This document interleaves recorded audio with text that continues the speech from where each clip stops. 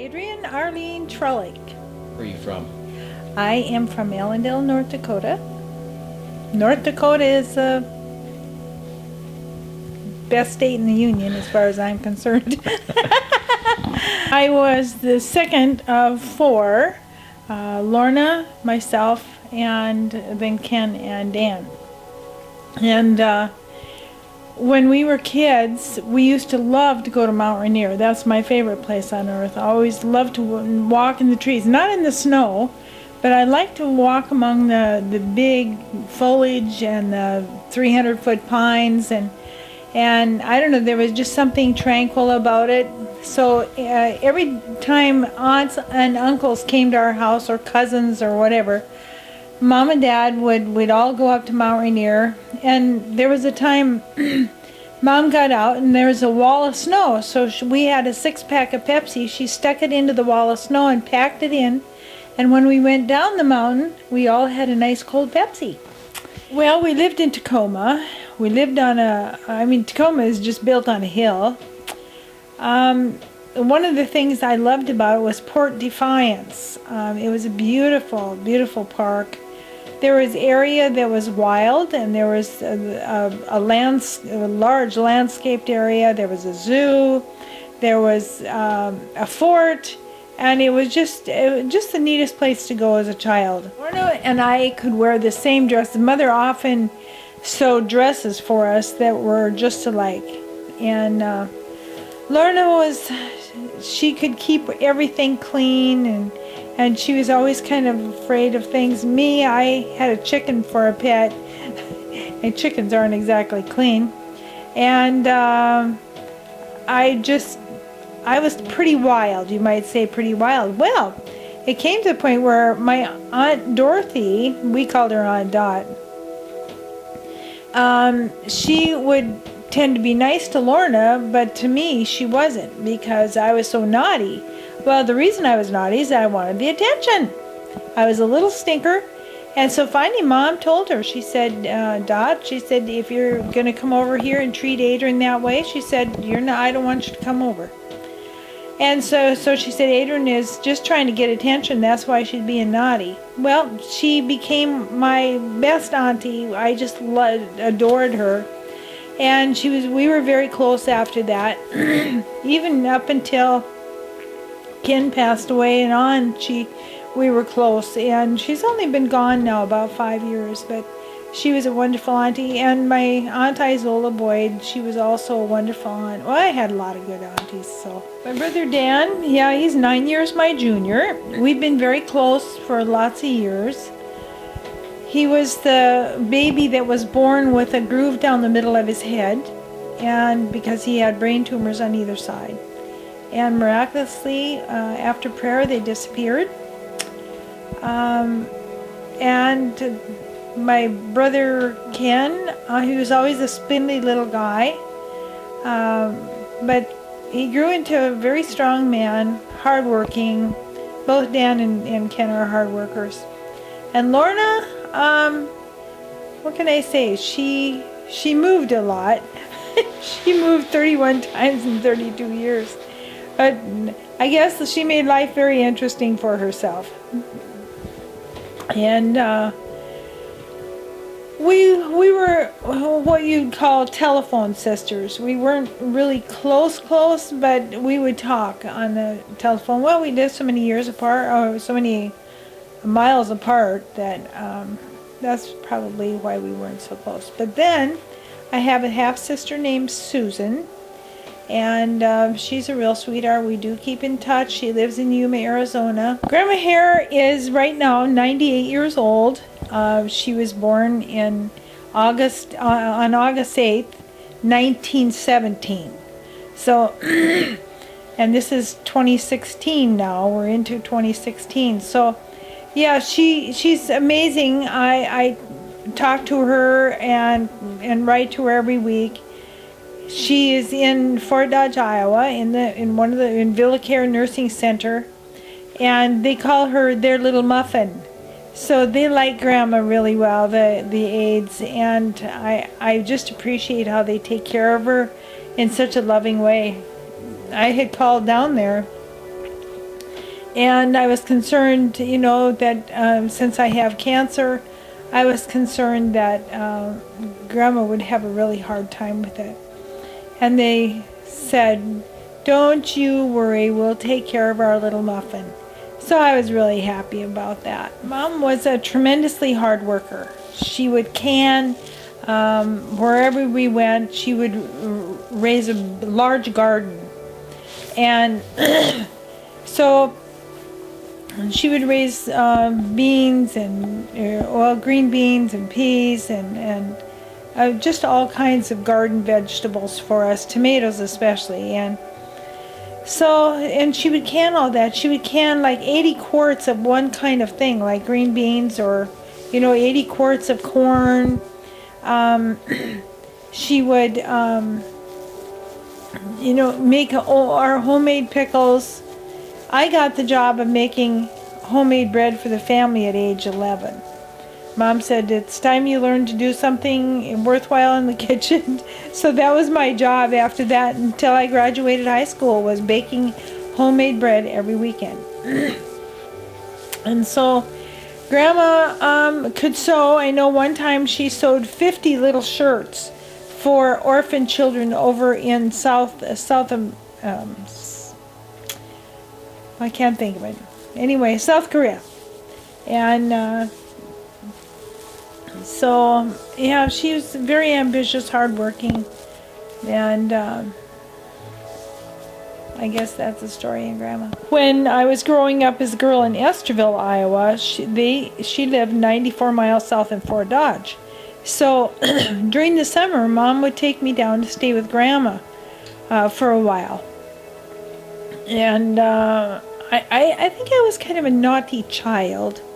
And so I think Mom was glad to get me out of her hair for a couple of weeks. But I came to love my Grandma Davis through that time. She was I just adored her. And she was always good, and she always called me her little bed buddy. She only had a one-bedroom house.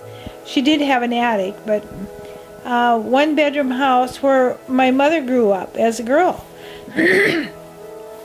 And so she only had the one bed, and so I slept with her, so she was my bed buddy.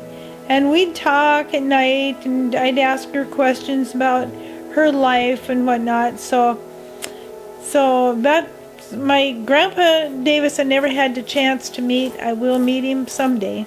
Well, of course, Stephanie was very much looked forward to after losing Scott 2 years before.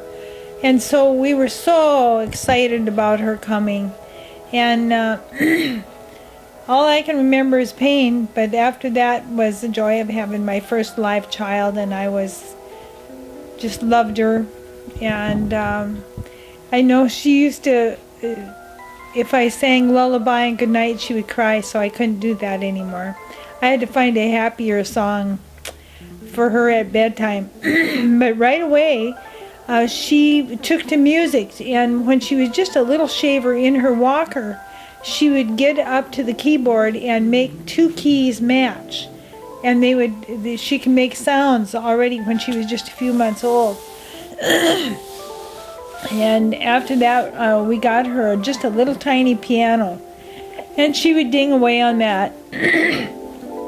And eventually she became a wonderful pianist. Pam was a quiet little thing. When she was born, she didn't let out a peep. And I told Ken, I said, "Ken, come look at her." I said, "She is just amazing. She's so quiet. She's not crying. She never let out a peep when she was born, anything." And so here she is. I checked in her, I went down the hall because I was worried, about her not making any sounds. Here she was looking around just like, wow, this is a cool world. And that's the way she's treated the world ever since. This is a cool place, and she's a hard worker. And so very, very, she'll stick with you in the tough times, like she has during my illness now. And I really appreciate that. Beth was our biggest baby. She weighed 9 pounds 12 ounces. short little thing. She was all squinched up. She had a lot of little rolls everywhere. She was cute as a button though. And big green eyes, just like her daddy. And so he kind of took a fancy to her because she had blonde curly hair. Eventually she had blonde curly hair, and she had the green eyes like he had, and she was our only green-eyed child. So that was Daddy's fancy. She did hold her breath a lot, and that was always, I was always worried because she passed out 2 or 3 times, and she, for just about anything, she would hold her breath. And finally, a little old lady said, well, just dip your hands in a little cold water and just flick it. She said, it doesn't have to be a lot, just a little bit.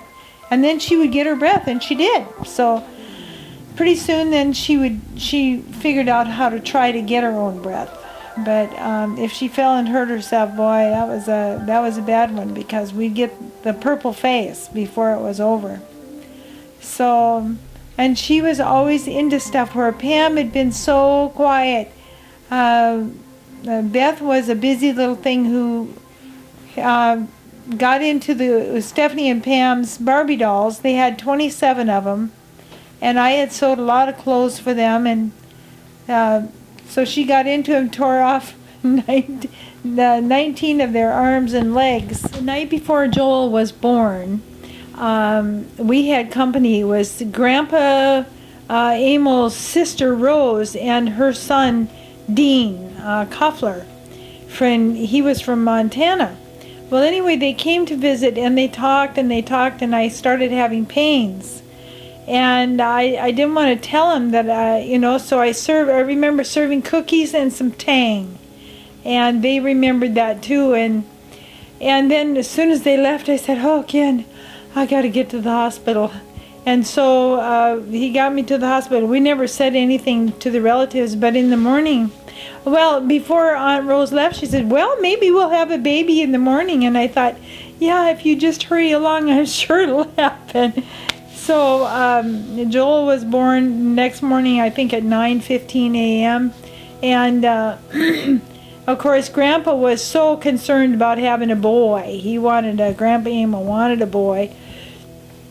Carry on the Trhlik name, as Ken was the last in line there. So anyway, the kids said that they were watching. Stephanie and Pam and Beth were watching Pink Panther on TV. They said when Daddy came home and announced that we'd had a boy. So that they were very excited about having a brother this round. So, and yeah, he was long and skinny and 9 pounds 11 ounces, and yeah, his daddy finally got a boy. So we were able to carry on the Trhlik name. Joel was such a cute little dark-haired guy, and one of the first things I after having 3 girls, I went out and bought him a pair of blue jeans and a little tiny cowboy shirt, and I think at Utek's clothing store. And yeah, and he had to have a pair of boots, and we bought him the belt, and he looked like a little cowboy. So when he was 4, I took him to the school because the kids were having pictures taken, and then anybody in the community could have a picture taken. So I took Joel down there, and it was the cutest picture of him all in his cowboy regalia. Boy, his papa was proud of that. So. Well, Maddie, of course, was born when Beth was 17, so she was still in high school. And Beth was really trying to be a really good mama to her, and always kept her nice and clean and dry. And I would have her during the daytime because I drove school bus, so Beth could come home or come ride the school bus, and I would bring Maddie on board, and then I'd drop her off at the house with Maddie, and then later on when she went to work at the restaurant, I took Maddie and took care of her at night. So I had her a lot, for the first 9 months. And so I think I really bonded with her, and I really love her, and she knows that. So, and then May, May, I wasn't able to be with Beth when she had May. And but I always called her, she was such a little gal with this honey-colored blonde hair. She was so cute. And so I nicknamed her Peanut, and it stuck. So she's always been my little Peanut, and I love her too. And then, of course, there's Kaylin that Maddie had. Maddie had Kaylin, oh, let's see how many years ago. I think she's 6, maybe almost close to 7. And so my first great-grandchild, and she was such a pretty baby. Oh, such a pretty little girl. So, yeah, I just love my granddaughters and my great-granddaughter. Kaylin is a cutie. So, she's a hyper kid like me, just like I was when I was her age. So, I understand hyper kids. I know what they're made of. I didn't get to see Kendall until he was four months old. And Beth and I decided that we would run down to New Mexico and see Kendall. I was just wanting to get my hands on him. And so he was so cute. Those big black eyes of his. Everybody mentioned it with the long eyelashes, which I see he still has. And so, yeah, he was a cutie, and I just loved him right to begin with. And then one summer he came to stay with me. I think he was 7 or 8. And he stayed pretty much the whole summer. And we would go to Wiley Park. Every week we had to go to Wiley Park down near Aberdeen and play down there. One day I said, now, Kendall, if you get lost, just sit on a bench and Grandma will come find you. And sure enough, he ran away and got lost from me. There was 2 elderly couples that were wandering the park, and they stopped, and all of a sudden I saw him, and these 4 elderly people were talking to him and kind of trying to settle him down. So I found him and I said, did you remember Grandma said to sit on the bench? But I guess when something like that happens, little kids go into a panic. And so, but anyway, I found him. I knew I would. It's just I didn't want him crying. Unfortunately, I haven't been able to be with Kane a whole lot. But he was always a sweet, quiet boy. Certainly a lot less hyper than I was as a child. And I do remember going to the hospital in Dickinson when he was born and seeing him and his mama and holding him, and so yeah, that was a good first. But like I said, it's probably more my fault than anything that I haven't been as close to him as some of the other grandkids. But I do love him, though. Do love him. When the twins were born, before they were born, Stephanie had called me and let me know that they were going to the Bismarck hospital to give birth to the twins. I was going to start right away from the college. I was the resident hall director there, and I was going to start directly from the college. And I got a call asking me to pick up a couple north of Ellendale, about 9 miles, and take them to Aberdeen. Well, all I wanted was to get out and get to Bismarck for those babies' birth. And but I had to drive those people to Aberdeen, and then I came straight through and went all the way to Bismarck. By the time I got there, it was about 4:45 in the morning, and the twins were born shortly thereafter. And I remember Dave saying that he had gone all the way to Hettinger to get clothes, and he said, it's a good thing you're here because I haven't slept all night. I thought I didn't either, but I wasn't going to tell him that. And then when the boys were littler, they used to get up on a step and then jump, and we'd play big jump. We had to play big jump. And those two could just keep me going for a long time. It's a wonder that my back didn't break, but I sure had a lot of fun with them. I don't know a whole lot about Ben. He's just a cute little sweetheart. I just adore him. Haven't had enough of him yet. I'm going to see him tomorrow, and I'm really excited about that. I didn't even get to meet him until about 3 years ago, 2011, that I first met my grandson Benton, and he's just a little sweet guy. I just love him.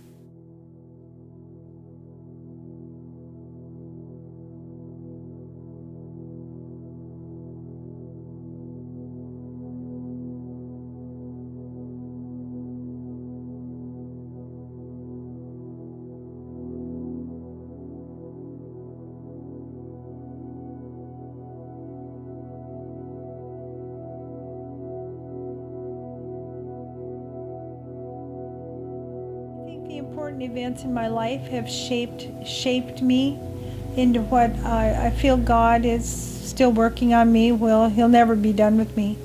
But I know when I was 7 years old, February 22nd, 1952, I gave my life to Christ, and I was immersed in baptism the same day at the Christian church in Tacoma, Washington, Pastor Clarence Damarel officiating. It was the most momentous, I think, thing in my life to accept Christ as my Savior, and it's the only way to live that brings true joy. And then I married Ken Trhlik June 18th, 1963, so it's been lots of years ago since that happened, but he passed away in 1981, went to be with the Lord, and I look forward to seeing him. We lost our first child. Scott would have been 52 May 16th of this year, 2016. So I always think back on what it was like, what it would be like to still have him, and so I think that was another event that shaped my thinking, shaped that bad things could happen to me, and yet I could still trust in God, and so. As years went by, when I was 9 years old, I felt a call into the ministry. But when I was young, and I, got married, and we had Stephanie, Pam, Beth, and Joel, and so when Ken passed away, I had a longing to go to college. I wanted to go to Bible college, and I never thought it would happen. But as it turned out, the way things worked, it was just like a bunch of little miracles all in a row so that I could go to college. And that year I was selected for the following year, for the 1996 term. I was selected as a resident hall director for Davidson Hall. It was a big hall, lots of girls that I was able to share with and love and minister to, and I really enjoyed that, really enjoyed it. When I went on to Facebook here a year ago, I got a rash of young women requesting a friendship. I thought, oh, this is wonderful. But lots of them I had forgotten who they even were. But college was a momentous thing in my life, and then I was chosen as the chaplain for Prince of Peace Care Center here in Ellendale, and I served there for 7 years. And still connect with those people, some of those people that are still living, and really love those people. And since then, I've retired, and I have cancer. Like I say, why not me? I'm no different than anybody else. Thousands of people in the United States get it every year, and God is sovereign. He knows the day of my death, but I'm not afraid, and I just thank the Lord for His loving kindness and mercy to me. He's been my life, my love, my care giver, my guide, so I'm just very thankful.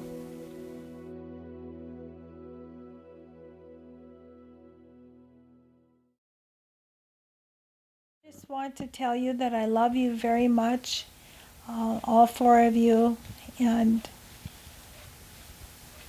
you're very special to me. I don't know what I would have done if I'd been alone after your dad died. I'm very glad I had the four of you, even though you were a headache sometimes.